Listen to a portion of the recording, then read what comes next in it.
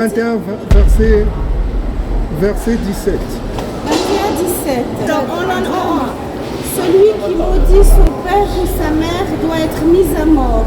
Vous êtes d'accord avec l'écriture?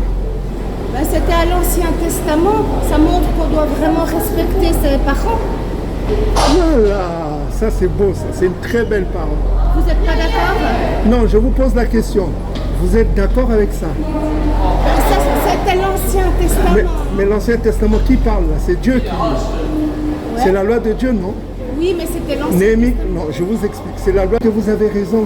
Vous êtes d'accord avec le texte ou pas? Je suis d'accord qu'on doit respecter ses parents, bien Voilà, respecter ses parents au point de ne pas les... On ne peut pas les maudire, non? Ah non, on ne maudit pas ses parents. C'est quoi le verbe maudire?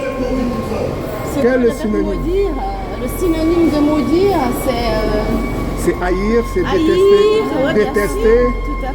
Détester, tu ne peux pas faire ça à tes parents. Luc 14, bien sûr, Luc, on l'a fait ensemble déjà. Luc 14, combien? 26. 26. Luc 14, 26. Vous pouvez lire? Alors, si quelqu'un vient vers moi et ne hait pas son père, sa mère, sa femme, ses enfants, ses frères, ses sœurs et même sa propre vie, il ne peut pas être mon disciple. Ouais. Il a dit si quelqu'un ne hait, c'est le verbe haïr. Ouais. Synonyme, c'est maudire. Ouais. Donc si quelqu'un ne maudit pas son père, sa mère, ses frères, ses enfants, il ne peut être mon disciple. Mais il faut voir tout le contexte. Non, je vous lis, je connais le contexte. Ouais. Est-ce que vous êtes d'accord? Avec cette parole, tout à fait. Vous êtes d'accord? Je suis d'accord avec tout le contexte.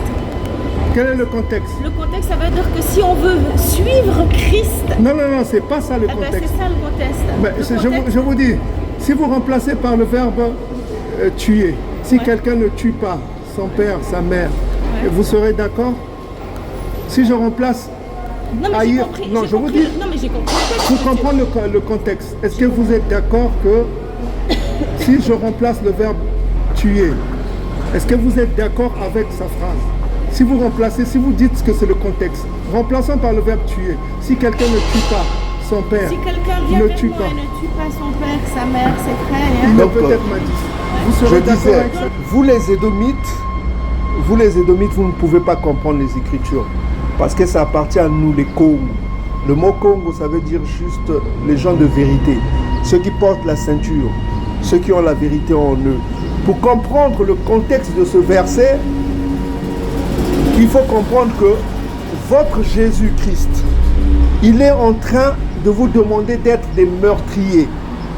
Parce que quand il vous demande, si vous ne haïssez pas vos parents, vos enfants, il vous demande autrement d'être des meurtriers. C'est un message implicitement satanique.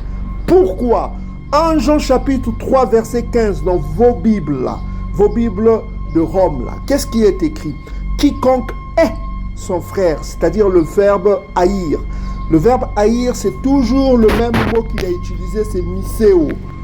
C'est un mot grec qu'il a utilisé, c'est miseo. Vous pouvez aller vérifier, miseo. C'est le verbe haïr. C'est le même verbe que votre Paul a utilisé pour parler de, quand il a cité Malachie chapitre 1, verset 2 à 3, pour dire que j'ai aimé Jacob, j'ai haï Édom. C'est miseo. Donc, il dit ceci.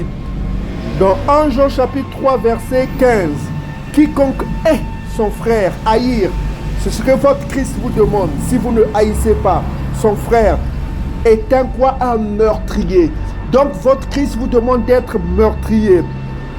Et vous savez qu'aucun meurtrier n'a la vie éternelle demeurant en lui.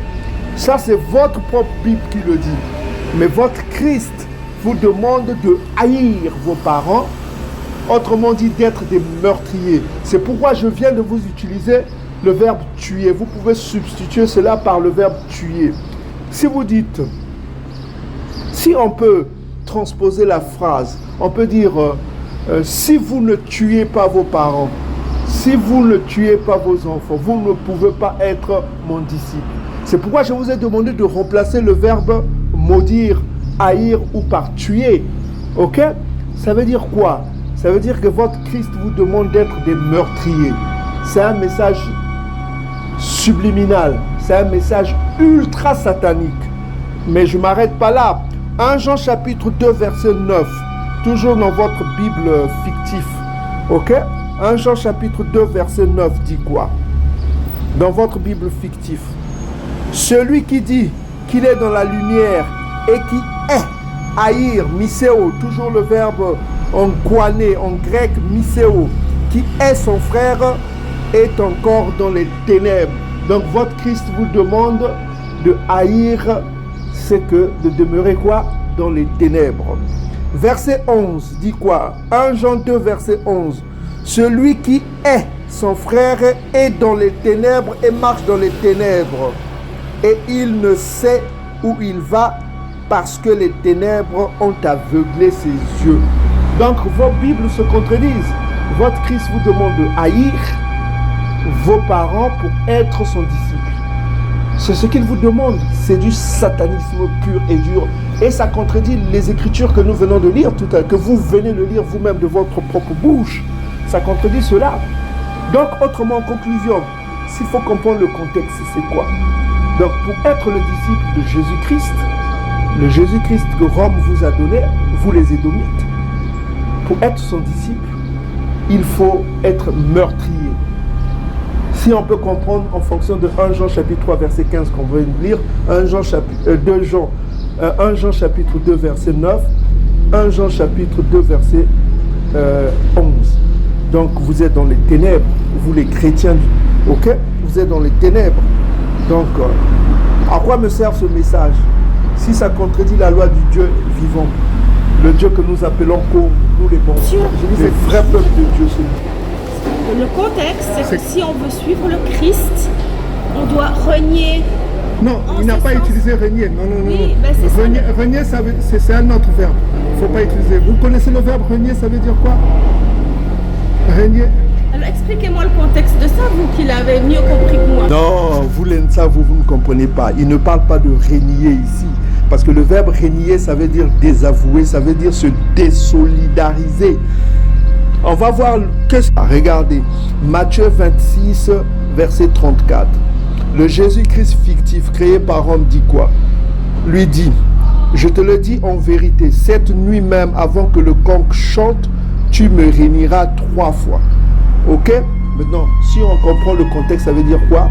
Ce Pierre-là va le désavouer, il va se désolidariser de ce Jésus-Christ-là. Ok?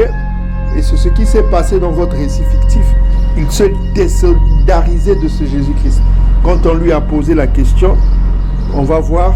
Donc, vous êtes d'accord que Pierre, dans le chapitre que nous venons de lire, n'a pas haï le Jésus fictif, mais il s'est désolidarisé de ce Christ fictif. Ça veut dire qu'il a régné sans haïr. Donc le verbe haïr et régner n'a rien à voir avec le contexte que vous venez de dire, madame. Vous êtes bien d'accord avec moi, hein? À moins que vous soyez de mauvaise foi. Vous savez que c'est l'Église catholique qui est le porteur. Vous êtes vous-même de quelle religion, monsieur? Ah, si vous voulez connaître ma religion, lisez Sophonie chapitre 3, verset 10. Non, mais vous me répondez, vous me dites. Mais je peux que répondre en fonction des Écritures. Lisez Sophonie chapitre 3, verset 10.